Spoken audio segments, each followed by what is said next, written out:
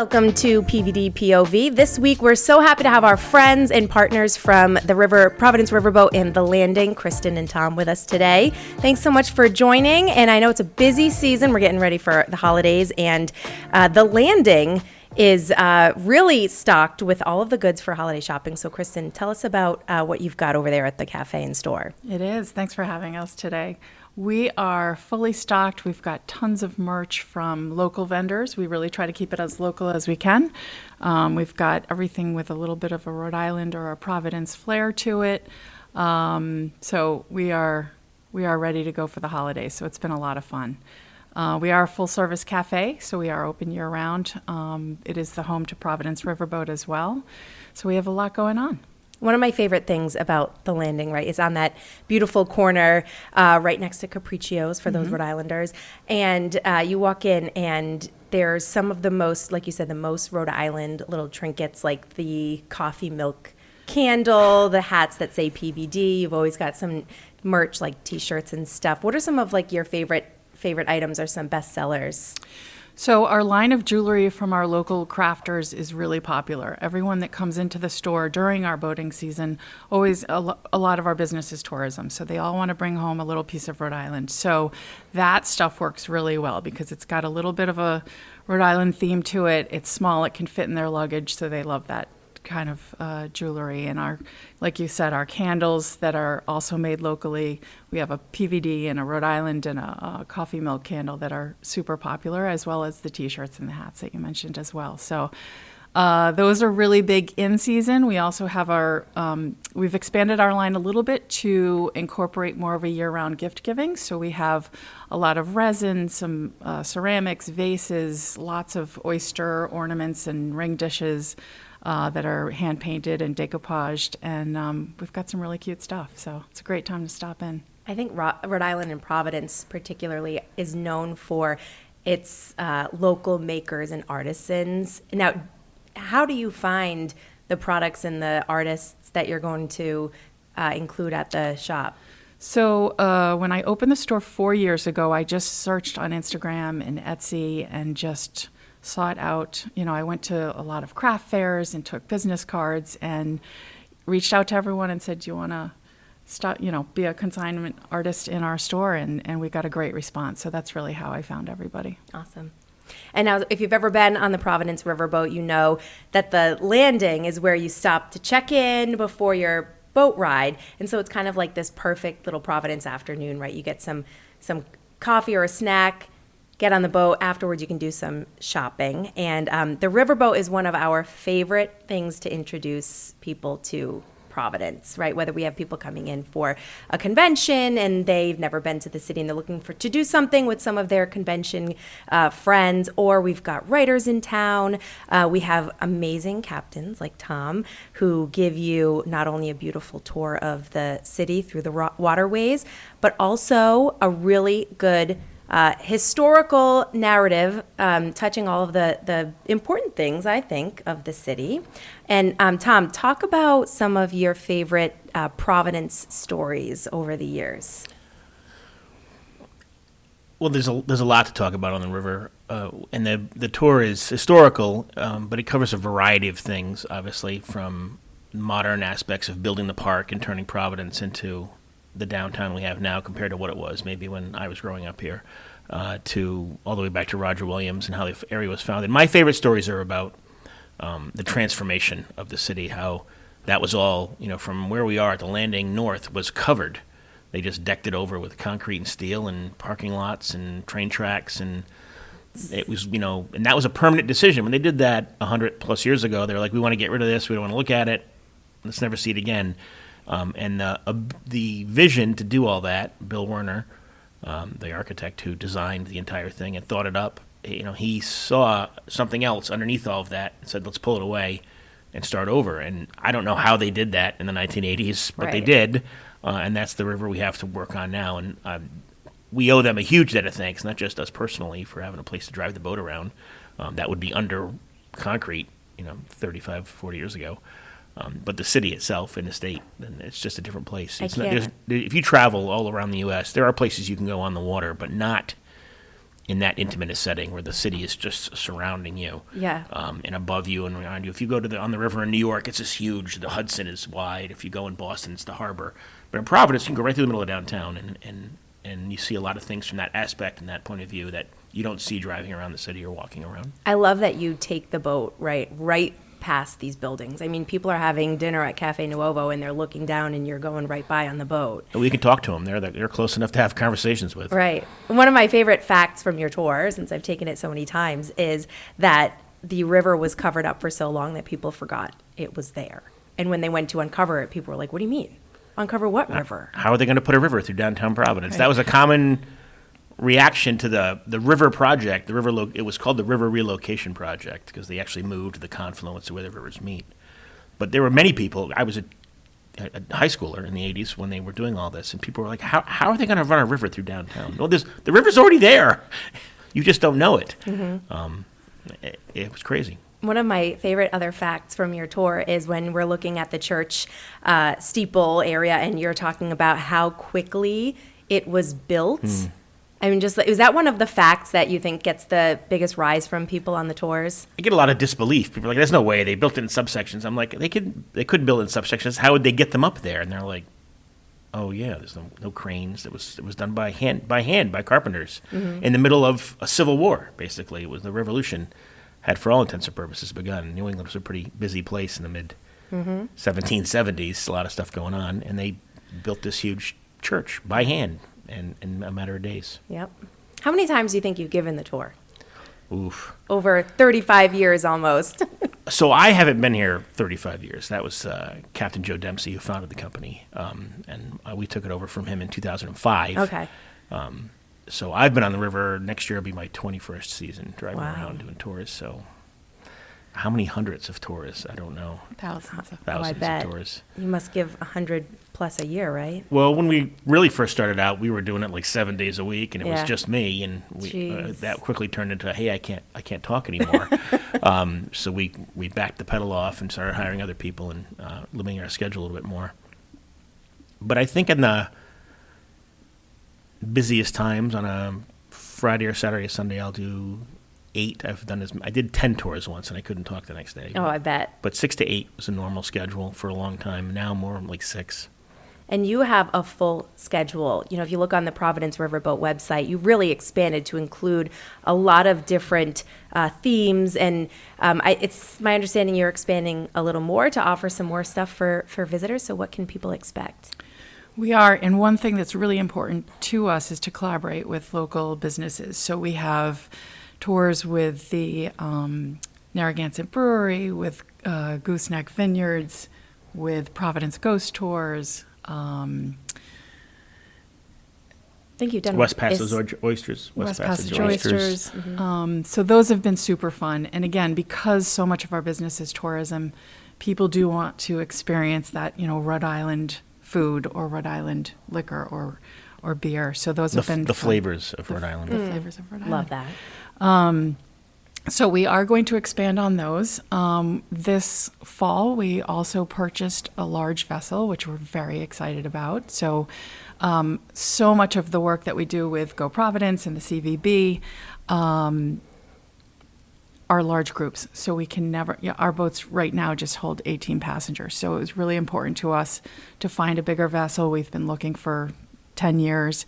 We finally found something in New Jersey this fall, so we're super excited to run a larger vessel out of Providence and be able to take busloads of people and larger convention groups of people and larger private charters of, corporate charters here, birthday parties, all of that type of private party. So we're very excited about that. I love that. And as Tom was saying earlier, right, Providence, it's a major metro, but people don't realize you can come have this waterfront experience on the river in downtown Providence. You don't necessarily have to be down by the beaches to have that.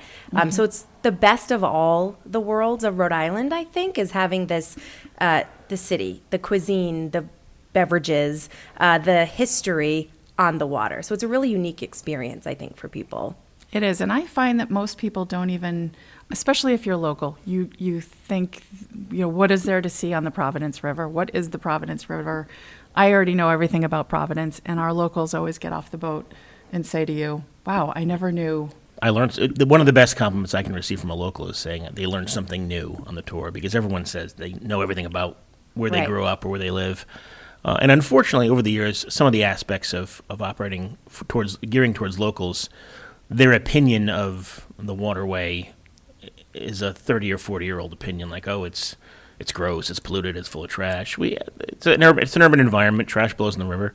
I've been down on the waterfront over 20 years. I've never seen anybody throw trash in the river, so it blows enough the street. And the pollution problems that originally brought them to cover it all up have greatly abated since the Clean Water Act came into being, and we stopped polluting the waterways. There's sea life there: oysters, striped bass, bluefish, menhaden. In the winter, seals commonly. I've seen seals hauled out in Water Place Park up on the stairs, sunning themselves in the middle of the winter. That unheard of when we were kids. A couple of years ago, we had a pod of Atlantic white-sided dolphin follow us up and down the river in the middle of the winter.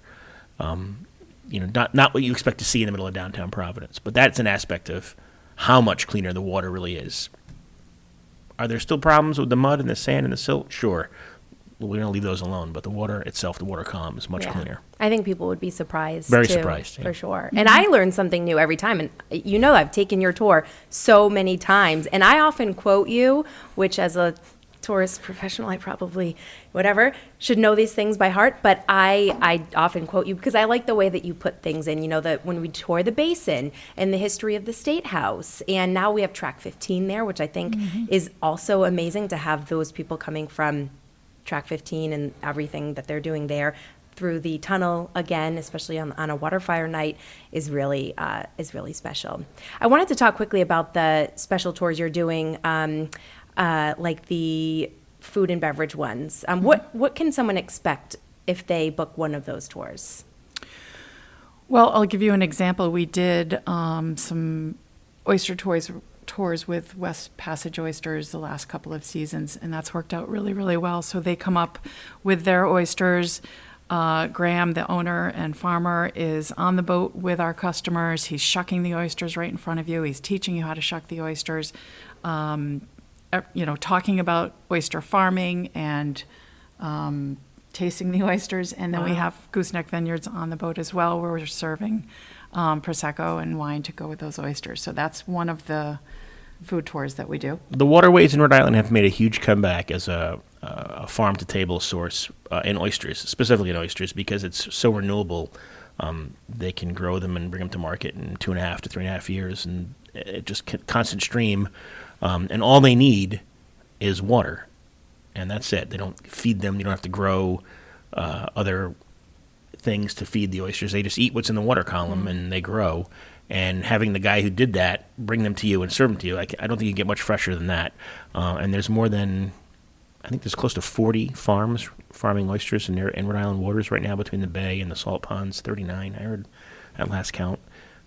It's a huge resource, definitely a growing business here. And they're fresh and delicious. People love them.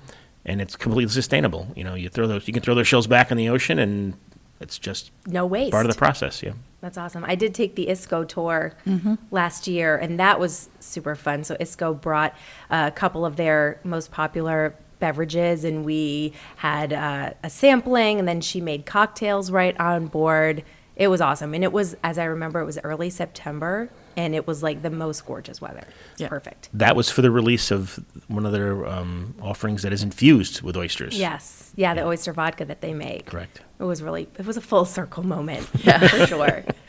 Those booze cruises, we'll call them, are always super fun. We have one with Narragansett Brewery that's always a huge hit. They come on with 4. Jim Crooks comes down, who's been there since they restarted the whole thing, and he talks about the history of the company and how they got to the point where it had gone away and how they brought it back. And he brings a sampling of their beers, which is what everyone really wants when they come on those tours. And he passes them out and talks about each one and why they brew it and how they brew it and where they brew it. And people love it. People are really happy with those. And then we have the wine tastings Gooseneck Vineyards, Paul and his crew down there in North Kingstown, who are doing a fantastic job. If you haven't had a chance to stop in at their facility, I highly recommend it. They've done a beautiful, beautiful piece of work there. But he comes on the boat and talks about his wines and where they come from and how he discovered them and the personal connections to meeting the owners and those kinds of things. And he is growing vines in North Kingstown. He's going to be having some local offerings as well. Awesome. How did you decide which route to take? I know, well, there's really only one way up and down the river, but then you loop around, you go past Hot Club, and then you turn around under the hurricane barrier. Was it just like a time thing, or is that really the easiest to navigate in that size boat? We move pretty slowly, right? It's a controlled waterway. You want to keep it calm and not be bouncing around too much. When we're looking for a tour around 55 minutes, right? We want to get people on the boat, take a tour in under an hour and get them off and not have them on there too long. There's no facilities. They're small boats. And that tour originally started, we ran out of the Hot Club area and up into the Water Place Park and back. So it was kind of up and back. That was the tour.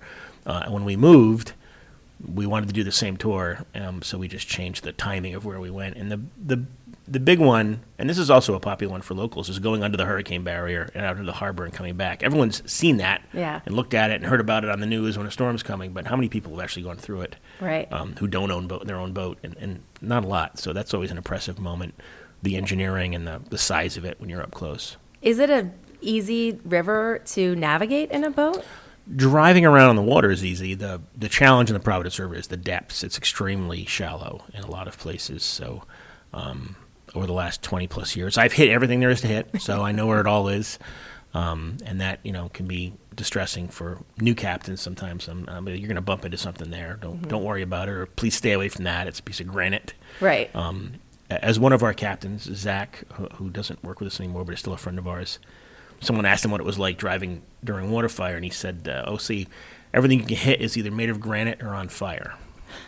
Really test your skills as a Pretty captain. much, yeah. And some people rise to that occasion and think this is fantastic, and other people are put off by that and move on to something else. It is really cool, but probably shocking as a captain to see how close you come to the fires on a water fire ride. Yeah, you're right in it. You're sometimes. right. Yeah, the fire is blowing across the boat. Oh, yeah. It's all part of the experience. It is all part of the experience. We've never had anyone catch on fire, and we've never had anyone burn. So. Exactly. Well, like you say, when you're doing the life jacket demo at the beginning, you say, we've never had to throw one of these little life rings out, but we all know what to do just in case. We practice it all the time. And every year with the Coast Guard on the boat. So. Yep. What your customers, your guests are mostly out of state, or are a lot of locals taking the cruise? We figure our clientele is about 85% tourism.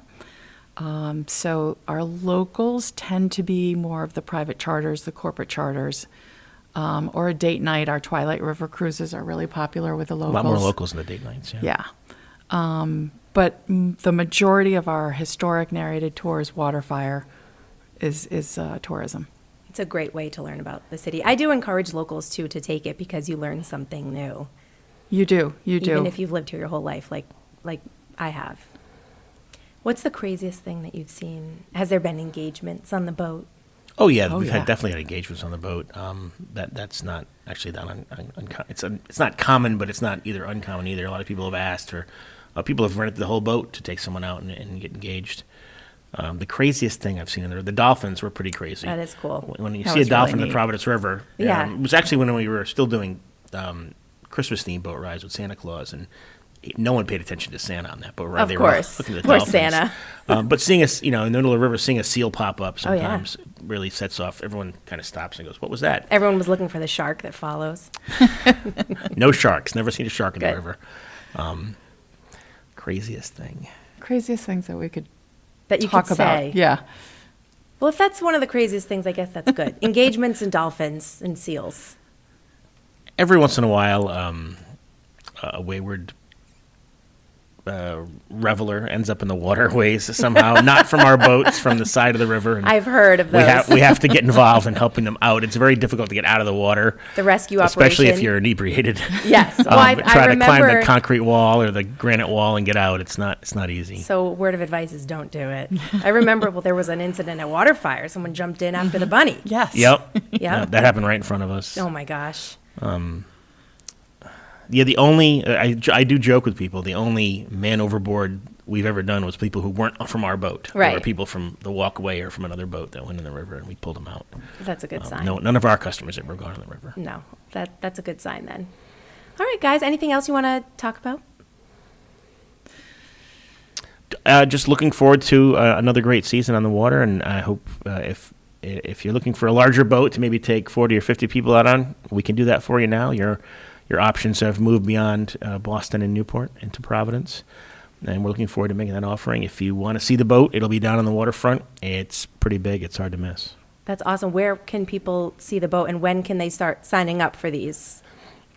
We are working on that schedule now and just figuring everything out as far as docking. So we're not quite there yet, but I would say by February or March, we'll have a much better idea and everything will be on the website.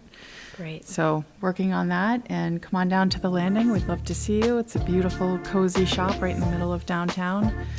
Full service cafe, and we've got all the fancy drinks. So We love to hear it. Yeah. All right, Kristen and Tom, thank you so much. thanks a lot. Thanks for having us. Appreciate it. PVD POV is a podcast hosted by the Providence Ward Convention and Visitors Bureau in collaboration with the College of Hospitality Management and Center of Media Production at Johnson & Wales University. Hosts are Alana Cerrone-O'Hare and Nick Millard. Production by Professor Brian Lavin with assistance from the graduate students in tourism management. Episodes are available wherever you download your podcasts. Visit GoProvidence.com for more information on these stories and everything else Providence.